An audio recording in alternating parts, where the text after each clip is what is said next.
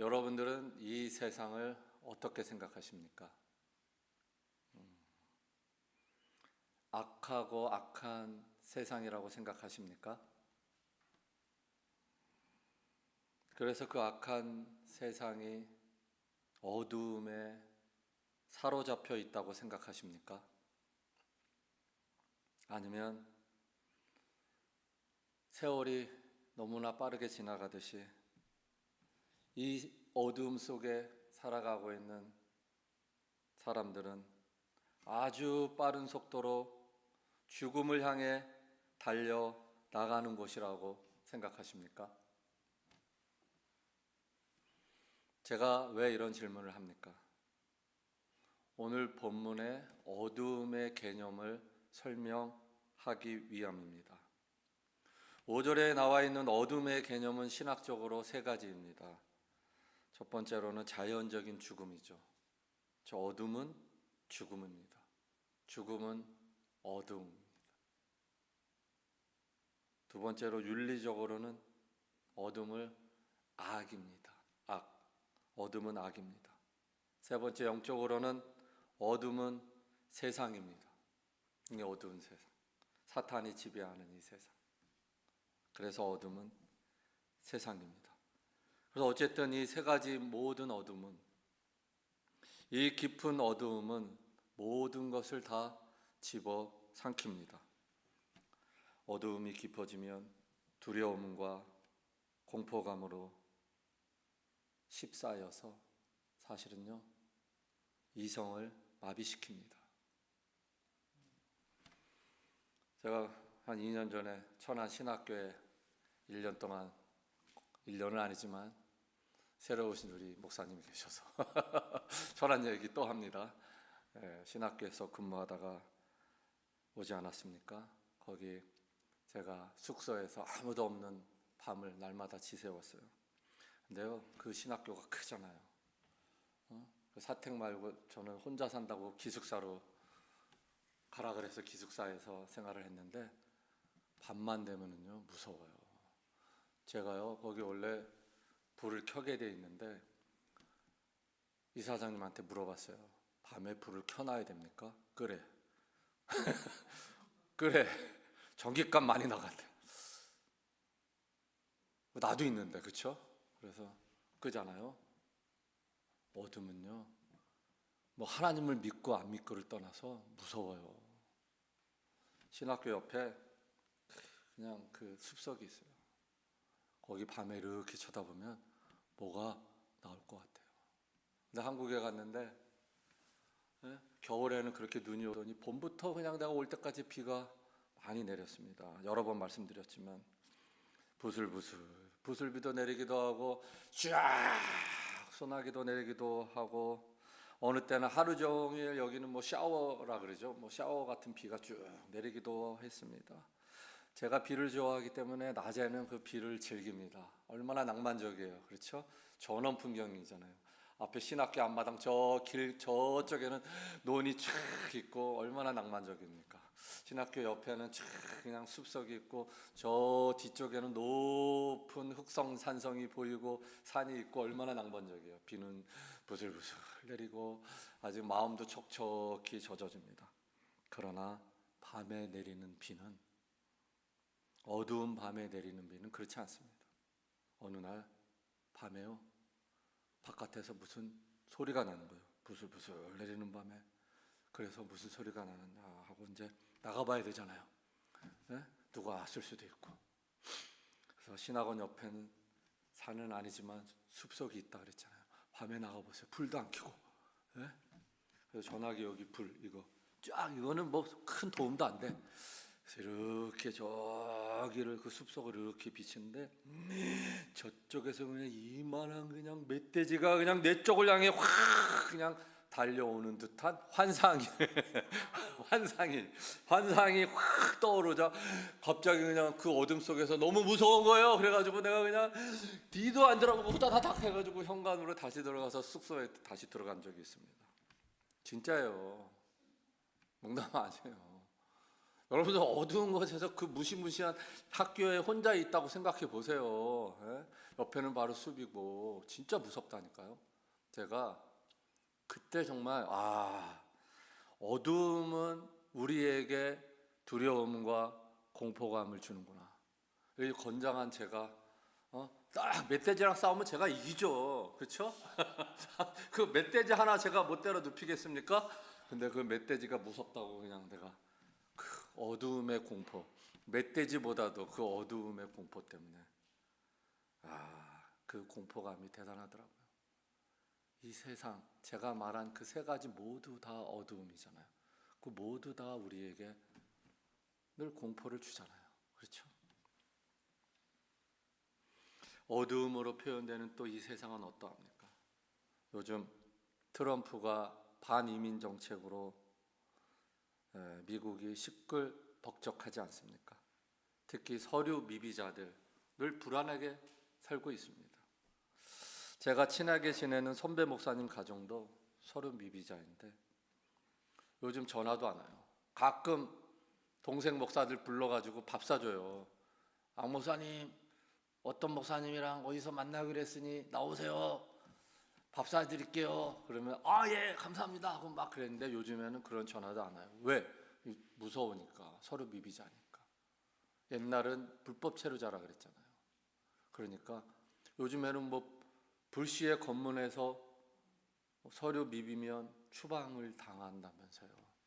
예? 아직까지 여기 뭐 캘리포니아는 그런 또 LA 카운티에는 그런 사례가 있는지는 모르겠는데 얼마 전에는 가짜 소문까지 코리아타운에서 그런 검사를 한다고 막 신분 검사를 했다는 그런 얘기도 나돌고 그러니까 집 안에만 있습니다.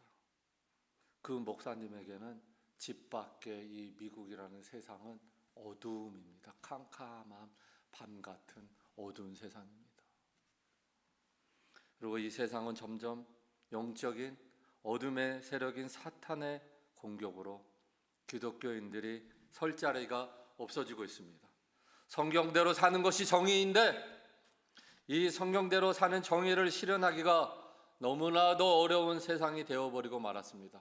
앞으로 점점 그런 세상이 될 것입니다. 언젠가 최후의 불법의 사람, 즉 적그리스도가 등장할 것입니다. 그때는 더 어려운 세상이 될 것입니다. 박해와 핍박에 직면하게 될 것입니다.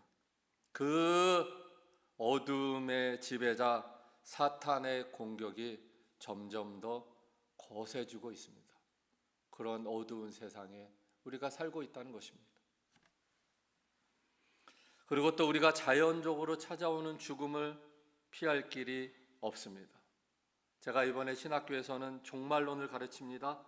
이 세상에 대한 종말도 있지만 개인적인 종말도 있습니다.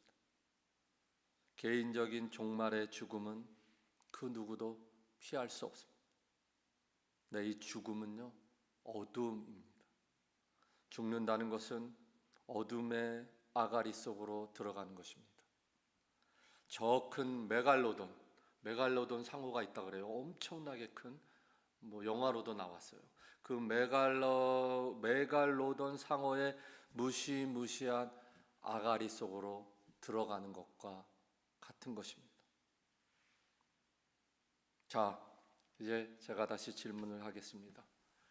이런 어두운 세상 속에서 여러분들이 기독교인으로 살아가고 있지 않습니까? 이 어두운 세상 속에서 과연 여러분들은 기쁘십니까? 네? 삶이 즐겁습니까? 성경은요, 그런데 항상 역설을 이야기하고 있죠. 예수님의 십자가의 대속의 죽음은 역설입니다. 죽어야만 했지만 그 죽음은 부활을 낳았습니다. 부활은 곧 영생 즉 영원한 삶입니다. 이와 같이 이 어두운 세상 속에서 우리 기독교인들은 예수를 믿기 때문에 이 세상이 아무리 어두워도 십자가가 역설이듯이 역설적으로 우리는 기뻐해야 한다는 것입니다. 왜? 그것이 바로 오늘 본문이 말하고자 하는 바이기 때문입니다. 그래서 오늘 본문의 배경은 어떠했을까 한번 살펴보도록 하겠습니다. 요한은 순교를 당하지 않았다고 하죠. 그래서 고령이 될 때까지 목회를 하셨습니다. 반모섬에 유배돼서 이후에 요한계시록을 쓰기 전에 아마도 요한복음을 썼다고 합니다. 당시 요한이 목회했던 것은 여러분들도 잘 아는 에베소, 누가 개척했죠? 사도 바울이 개척한 에베소 교회에서 목회를 하고 있었다고 합니다. 그때쯤에 한 가지 초대교회를 괴롭혔던 신흥 이단이 등장합니다. 로마서나 갈라디아서에 등장했던 그런 이단들 말고 예수를 믿지만 율법을 지켜야 구원받는다는 그런 이단 말고 새로운 신흥 이단이 등장을 합니다. 여러분들도 잘 아는 영지주의자들입니다. 영지주의자를 한마디로 말하자면 예수님이 육체로 오신 것을 부인하는 것입니다. 즉 예수님이 하나님 되심을 부정하는 겁니다. 그래서 우리 성경 공부 요한복음을 할 때 제가 늘 강조하는 게 그거지 않습니까? 요한복음은 예수님이 하나님 되심 신성을 강조한다. 그리고 이 영지주의자들은 그렇기 때문에 예수님의 육체로 오신 것을 부인하는 거예요. 그리고 인간 예수는 하나님이 아니라는 거예요. 육체로 오신 예수님은 하나님이 아니라는 거예요. 그래서 영지주의는 여러 가지 이야기들이 있는데 예수의 영이 그 인간 육체 위에 들어갔다, 뭐 그렇게 주장하기도 해요. 어쨌든 이 영지주의자들은 예수님의 육체로 오심을 부인합니다. 그리고 예수님이 하나님 되심을 부정합니다. 그래서 하나님이신 예수님은 인간이 될 수 없다, 즉 인간으로 태어날 수 없다는 것입니다. 하나님이 어떻게 인간으로 태어날 수 있느냐는 거예요. 그래서 그들은 가연설을 주장합니다. 가연설이 무엇입니까? 가연설 들어보셨어요? 가연설의 영어는 도시티즘이에요. 도시티즘. 이 말은 그리스어로는 뭐뭐로 보인다. 뭐뭐로 보인다. 제가 조진용 목사님처럼 보인다. 아니면 조 목사님이 강정욱이처럼 보인다. 이렇게 뭐뭐처럼 보인다. 뭐뭐로 보인다는 의미입니다. 그래서 유령 또는 환영으로 보인다는 것입니다. 즉 가연설이라는 것은 예수님의 몸, 예수님의 육체는 실제가 아니라 환상이라는 겁니다. 그렇습니까, 여러분들? 우리가 믿는 예수님은 이 땅에 환영으로 오셨습니까? 동정녀에 탄생한 그 예수가 환영입니까? 무리를 걸으신 그 예수가 환영입니까? 죽었다가 다시 부활하신 그 예수님이 과연 환영입니까? 아니죠. 그런데 당시 그런 가연설을 주장하는 이단들이 에베소 교회뿐만 아니라 초대교회를 괴롭히고 있었다는 것입니다. 여러분들 이런 주장은 오늘날에도 많이 있습니다. 여러분들 예수님은 육으로 오지 않았다는 이단들 굉장히 많이 있습니다. 자, 요한은 바로 이러한 영적으로 혼란한 세상을 어두움으로 표현하는 것입니다. 그리고 초대교회 때는 언제나 로마의 핍박과 박해 그리고 황제 숭배가 만연했기에 교회 밖의 세상도 어두움에 가득 찬 세상이었어요. 교회 안으로는 어둠의 이단 사상들이 침투하고 세상 밖에는 황제 숭배로 박해를 받는 어두운 그런 그늘이 가득한 세상에 놓여 있는 당시 초대교회의 성도들이었고 요한이 목회하는 에베소 교회의 상황이었다는 것입니다. 그러한 때에 요한은 요한복음을 통해서 오늘 본문에서 첫 번째로 어둠의 이 엄청난 어둠의 세상, 그때 당시에도 그 엄청난 안팎으로 어두운 세상 속에서 예수님은 뭐라고 얘기해요? 말씀이다. 우리 1장 1절 다시 한번 볼까요? 요한복음 1장 1절 다 같이 읽겠습니다. 시작. 태초에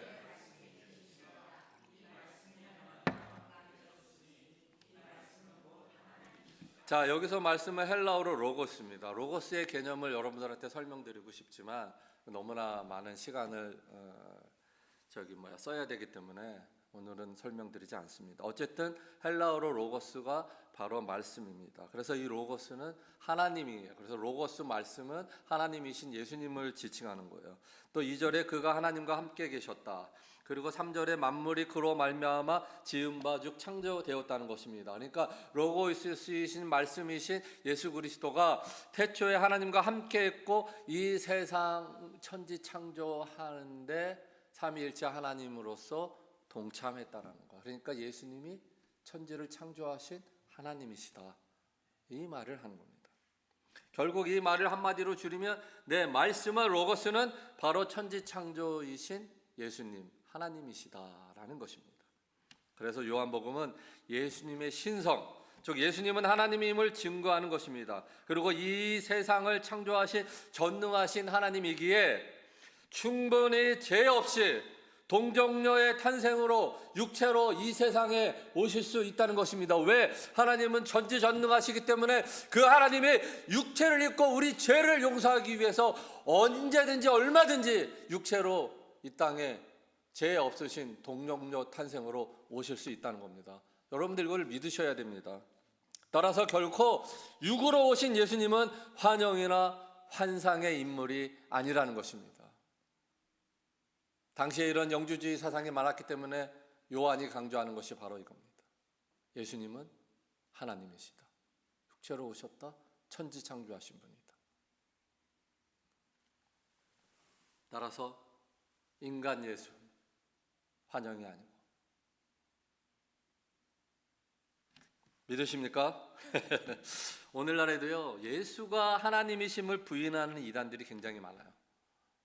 제가 다 설명드릴 수는 없지만 아니 자칭 예수라고 하는 자들도 얼마나 많습니까? 뭐 여러분들이 아는 무슨 정명석, 이만희, 뭐 죽은 뭐요 통일교 뭐 다 뭐 물어보면 아니라 그러죠. 근데 다 자기가 예수라 그랬습니다. 그들이 예수가 아니라 오늘 본문에 말하는 로고스, 오늘 요한복음에 나온 이 예수님이 천지를 창조하신 진정한 하나님이십니다. 예수님은 말씀입니다. 로고스입니다.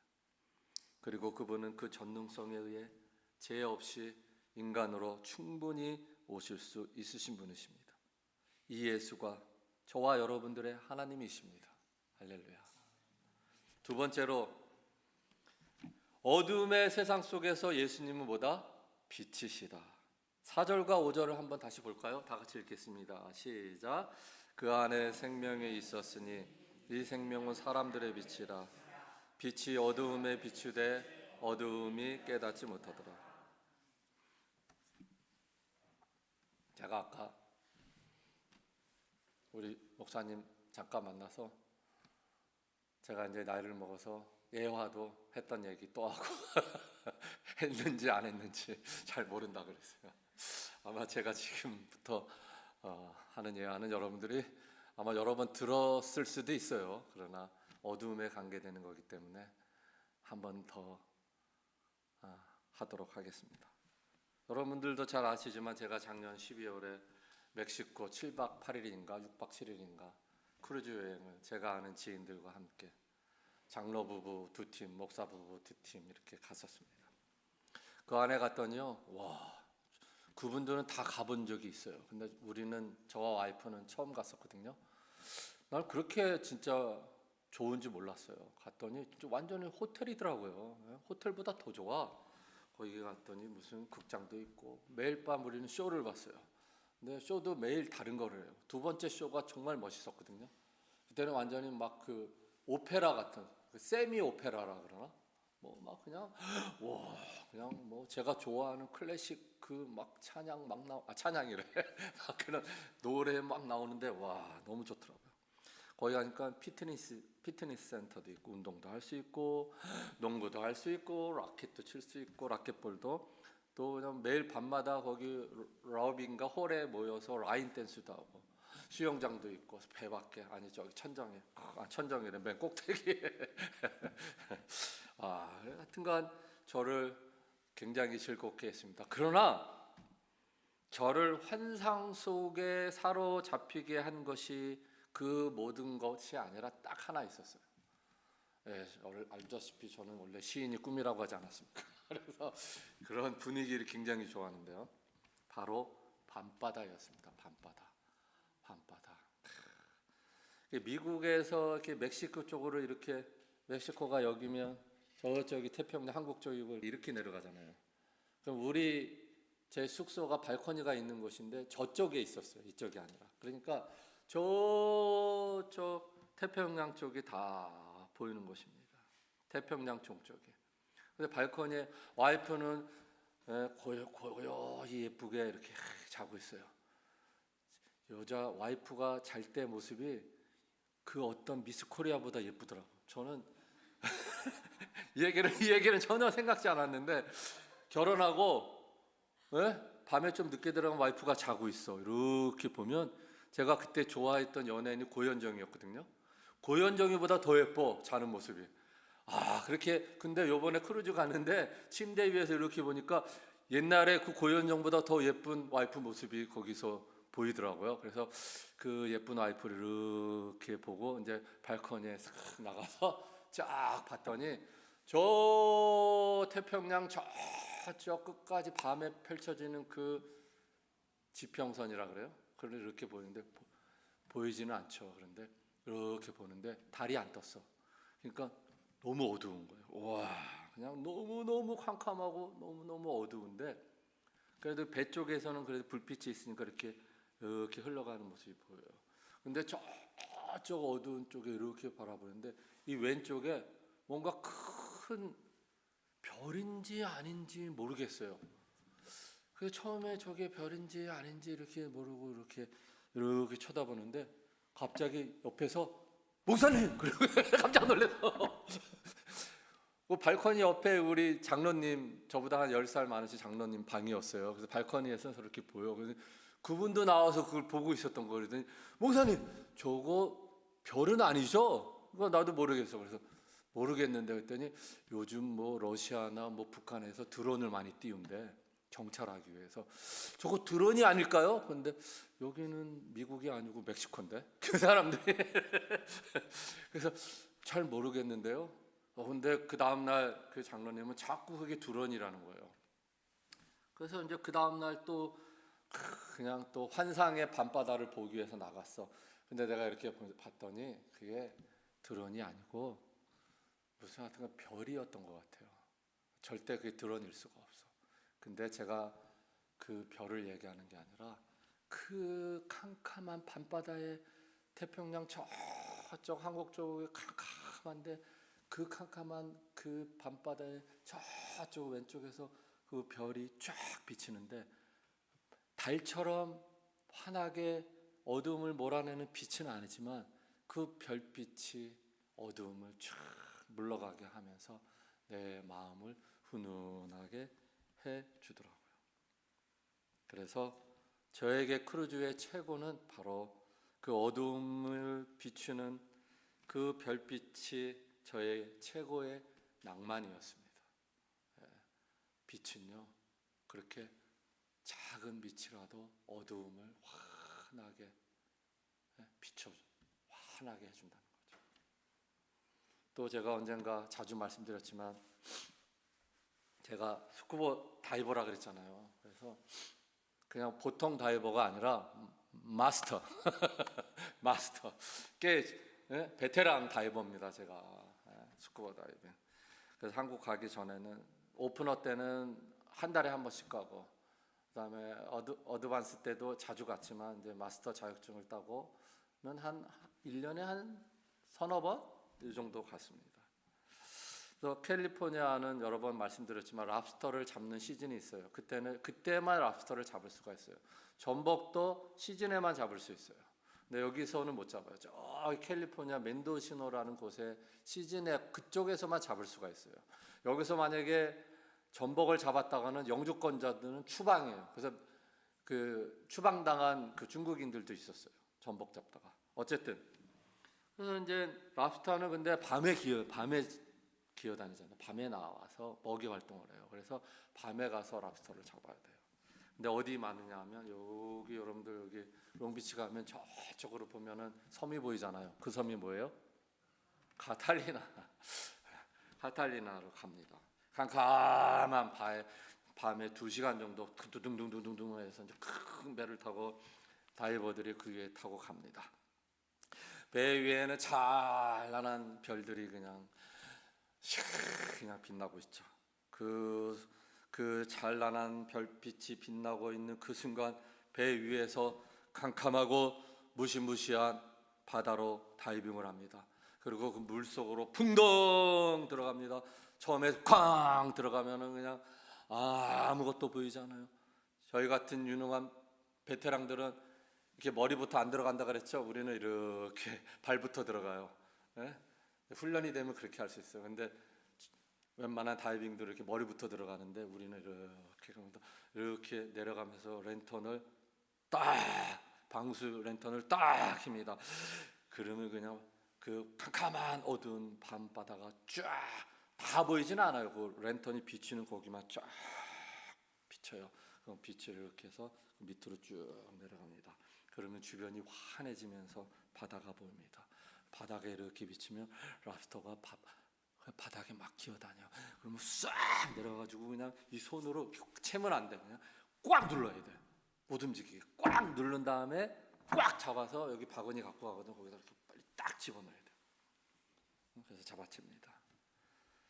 그 캄캄한 밤바다에 랜턴이라는 빛을 쫙 비추니까 바다 속에 있던 어두움이 순식간에 사라집니다.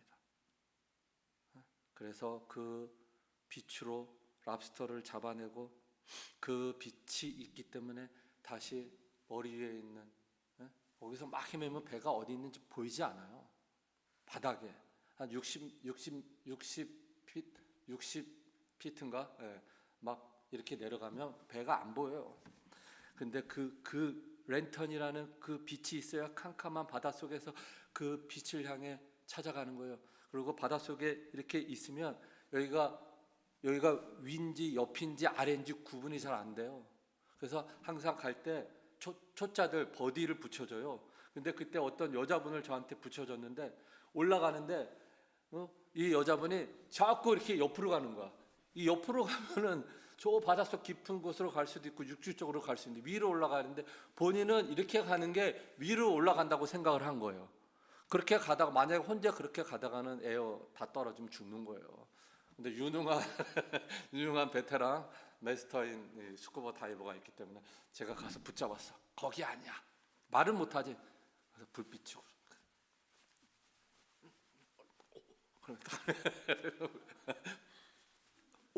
오케이. 아이고 우리 그 수화를 하는 그게 다 있어요. 그러면 내 얼굴 딱 보고 그 다음에 이 여자가 패닉이 왔는지 아는지 이렇게 눈을 먼저 비춰봐요. 그럼 눈을 보면 알아. 저쪽으로 가면 패닉이 올 수도 있는 거거든. 딱 그래서 잡아가지고 눈을 보니까 아니야. 그러니까 이렇게 나 따라오라고. 그래서 뒤에 탁 올라가고 배 위에 올라갔는데 또 너무 힘드니까 본인이 또 저쪽으로 가는 거야. 배는 여기 있는데. 그래서 내가 또 붙여봐가지고 너 배 위에 물 위에 올라오면 말할 수. 거기 아니고 배 저기 있잖아요. 나 힘들게 하냐고. 그래서 내가 막 그렇게 간 적이 있습니다. 어쨌든 만약에 그 랜턴의 빛이 없었다면 바닷속에서 미아가 되는 겁니다. 따라서 어둠 속의 빛은 뭐예요? 생명이에요. 만약에 그 바닷속에서 랜턴 빛이 없으면 어떻게 돼요? 죽어요. 그렇기 때문에 어둠 속의 빛은 뭐다? 생명이다. 내가 그래서 스쿠버 다이빙을 하면서 이 요한복음에 빛이 생명이다라는 의미를 깨달았다니까요. 그렇구나. 빛은 생명이구나. 그 바닷속에서 빛이 없었다면 죽는 거예요. 그래서 빛이 생명이라는 거를 저는 그때 깨달은 겁니다.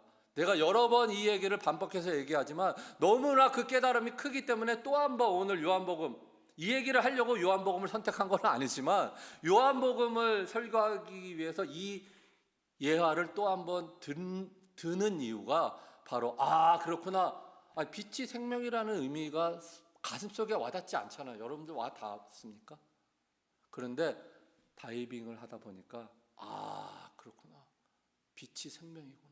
빛이 없으면 나는 바닷속에서 죽는구나. 어둠의 빛이라는 것은 생명인 거구나. 4절에 그 안에 생명이 있나니 이 생명은 사람들의 빛이라. 이 의미를 깨닫게 된 것입니다. 철저히 공감합니다. 또 꽤 오래전에 한 10년도 더 됐는데 우리 저기 장미혁 전사님 계시지 않습니까? 장미혁 전도사님과 몇몇 친구 목사님들과 지금은 저 메릴랜드에 사는 우리 형님 네 분과 함께 세코아 캐년, 킹스 캐년을 가서 캠핑을, 그때는 한 3박 4일인가 4박 5일인가 했었습니다. 그때요 크리스탈 동굴이라는 데가 있어요. 가보셨어요? 킹스 캐년에? 네? 거기서 그 많은 사람들, 와이프가 티켓을 다 샀어. 거기 티켓 파는 데가 있어요. 그래서 그냥 우리 애들도 다 데려갔는데, 그래서 이제 돈 내고 다 사가지고 이제 딱 거기 갔더니 기다리래요. 그래서 가이드를 한 20명 정도인데, 한 20명 정도에 가이드 한 명을 붙여주는 거예요.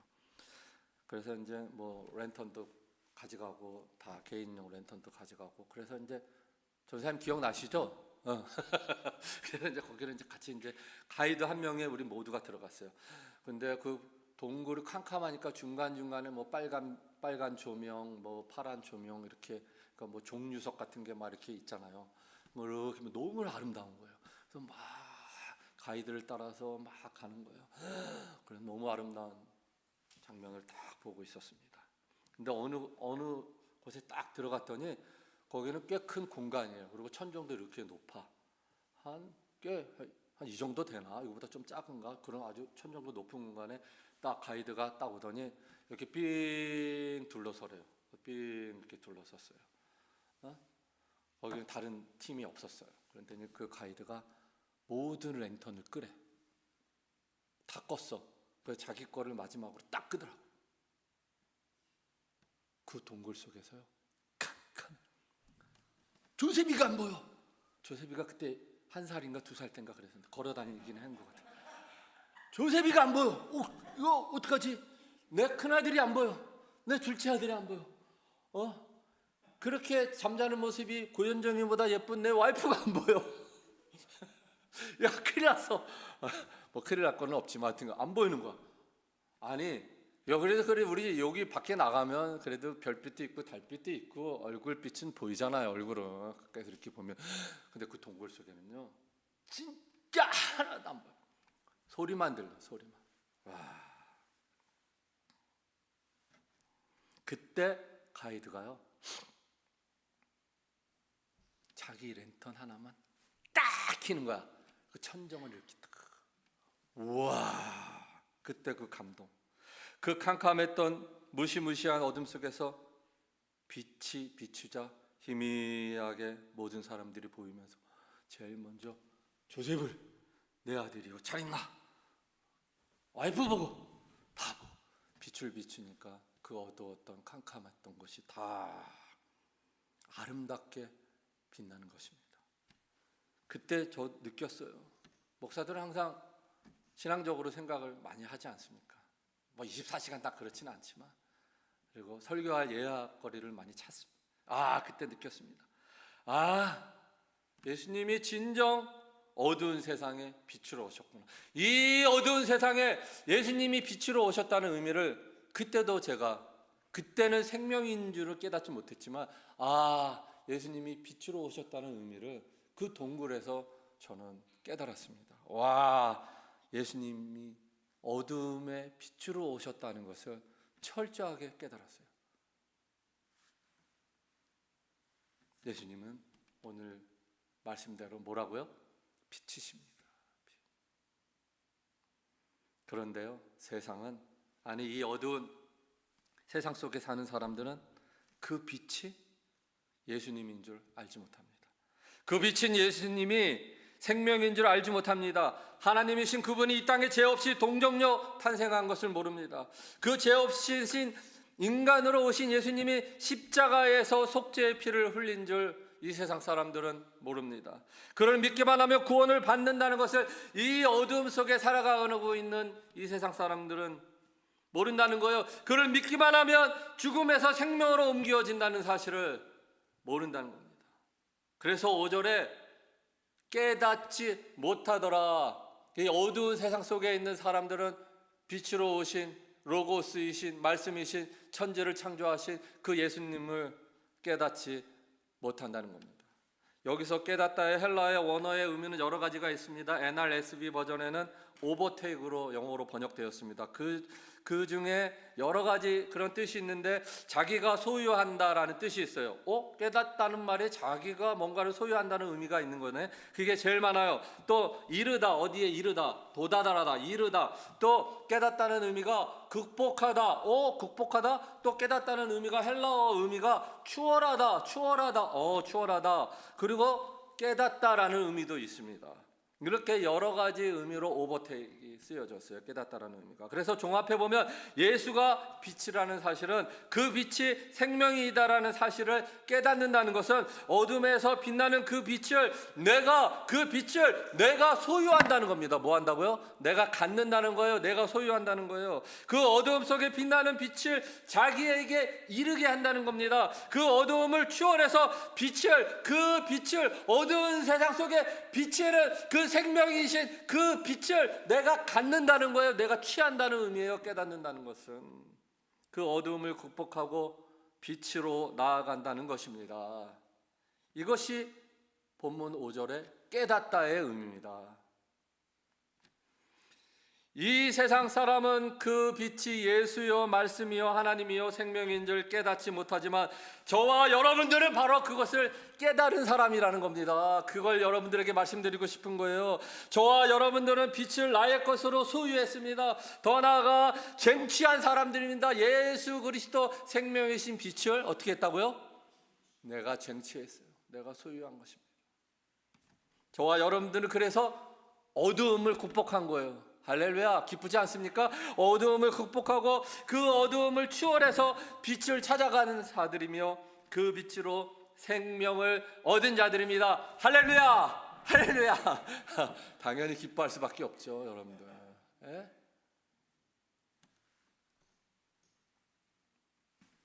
그래서요, 우리는 아무리 이 세상에 악한 어두움의 권세 잡은 저 사탄이 거세게 나와 우리 가정과 우리 교회를 공격해 와도 그것들과 맞서 싸울 수 있습니다. 그리고 오히려 당당하게 이놈들 와라. 나는 빛을 소유한 자야. 내가 빛을 어떻게 쟁취했는데? 그러면서 기뻐할 수 있는 겁니다. 니까짓 것들 아무것도 아니야.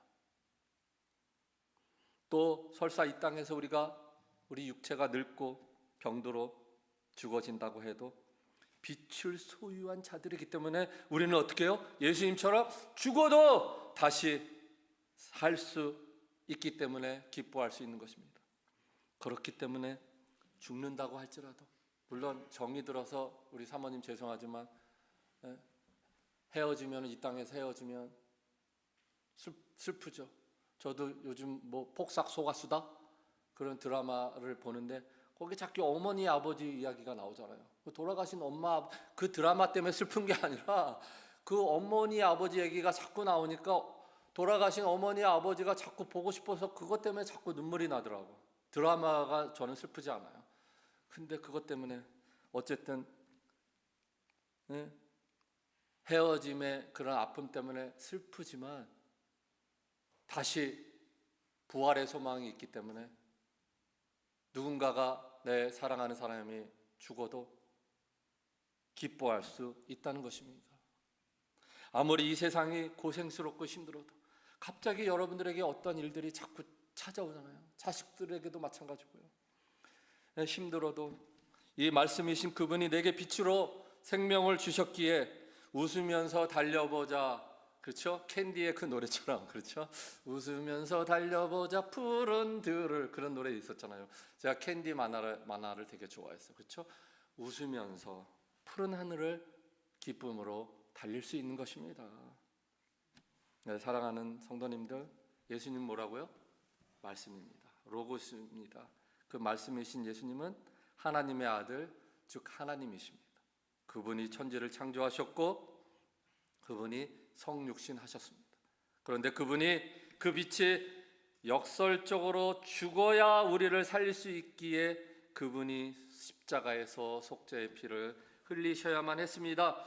그 역설이 결국 부활이 되어 빛으로 우리에게 다가왔기 때문에 그 빛을 쟁취한 우리 모두를 살리게 한 것입니다. 그렇기에 캄캄한 어둠 세상 속에 빛으로 오신 예수님, 그분은 이 어두운 세상 속을 살고 있는 우리들에게 말씀으로 역사하십니다. 말씀과 생명 되신 빛으로 오늘도 저와 여러분들과 함께 하십니다. 따라서 우리는 그 어떤 것도, 그 어떤 어둠의 세력도 다 이겨내며 기쁨으로 이 세상을 살 수 있게 되는 것입니다. 그렇게 되는, 아니 그런 복을 모두 받으신, 이미 다 받으신 여러분들을 축복합니다. 기도하겠습니다. 하나님 아버지,